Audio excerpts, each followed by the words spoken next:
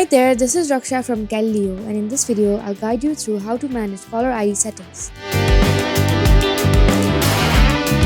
Calilio allows you to manage multiple caller IDs under one workspace. This helps you represent your business with different numbers while maintaining control over which caller ID is used during outgoing calls. Now here is how to access caller ID settings. Start from your Calilio dashboard.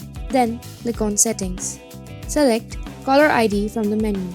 Here, you will see a list of all your existing caller IDs. If you want to remove a caller ID, simply click on the Remove button beside the ID you want to delete. Confirm the action when prompted by clicking on Remove again. The Remove feature helps you keep your caller ID list organized and up to date. To add a new caller ID, click on this new Add Caller ID button. Enter the phone number and choose the extension that enables you to use this caller ID when making calls. Add a friendly name that you want to associate with the caller ID, and finally click on Add New Caller ID. After that, you will get this notification. Follow the instructions given in the notification. Copy verification code beforehand so that you can enter it when you answer the call.